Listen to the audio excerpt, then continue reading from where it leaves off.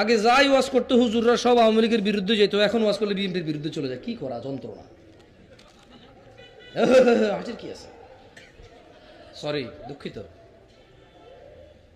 আগে হুজুররা ওয়াজ করলে আওয়ামী লীগের বিরুদ্ধে চলে যেত, এখন ওয়াজ করলে এনসিপির বিরুদ্ধে চলে যায়, ডক্টর ইউনূসের বিরুদ্ধে চলে যায়, কারো কারো ওয়াজ জামাত ইসলামের বিরুদ্ধেও যায়, কারো ওয়াজ হেফাজত ইসলাম অথবা চরমায়ের যে পীর সাহেব ওনার তো একটা দল আছে ওটার বিরুদ্ধে চলে যায়। আমি একটা জিনিস খেয়াল করলাম, ওয়াজ আর খুতবা শুধু রাজনীতি যারা করে তাদের বিরুদ্ধে বেশি যায়। ঘটনা কি?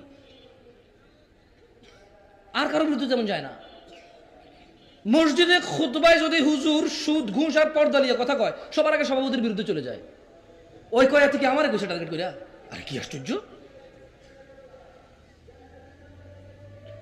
তাহলে নূহ আলাইহিস সালামের জাতি দাওয়াত যত বেশি দিচ্ছে তত কি করছে? কি করছে? আর কানে কি দিছে? মুখ কোথায় ডাকছে? জিদ করে কি করছে? অহংকার করছে। আমাদের ভিতরে মিল পাই না আমরা? হ্যাঁ, মিল পাই না? জুমার খুতবার পরে আসরে কেউ নাই, মিল পান না? আপনি মিল পান না? এখানে আমি যদি বলি যে দাড়ি কাটা হারাম, ঠিক কিনা? সব দাড়ি কাটা লোক ঠিক কইছে।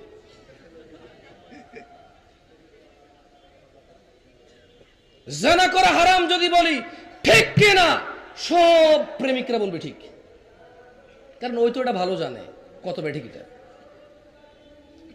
সুম্মা নূহ আলাইহিস সালাম বলল, তারপরে মানে যখন কানে আঙ্গুল দিছে, মুখে কাপড় দিয়ে ঢেকে নিছে, আর জিদ করে আরো বেশি অহংকার করছে ওনার জাতি, দেখেন উনি হার মানেনি। ইয়া আল্লাহ, নূহ আলাইহিস সালাম কেমন মানুষ ছিল।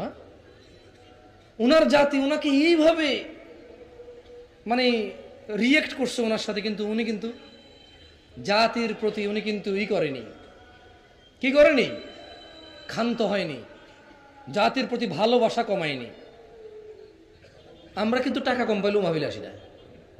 আমি খুঁজি না, তবে আমি যে এক ফরম বানাইছি, মানে আমার কথা বলতেছি, আমি দুষ্টামি করতেছি না। আমি চিন্তা করছি টাকা খুঁজলে কেবল উনি খুঁজে, তো তোমরা যে শিয়ানামি করো, আমরা কি কম শিয়ানা? আমি এক ফরম বানাইছি 2022 সালে। এই ফরম 30 জন দাওয়াত দিতে যাইয়া 22 জন বোঝে না কি লিখবে এখানে, আর রিপ্লাই দিতে দেয় না। 8 জনে দেয়, এর মধ্যে 60 জনে সুন্দর করে ইগনোর করে যায় একটা লাইন। 4-5 জনে যা লেখে আমার আর মন চায় না যাইতে।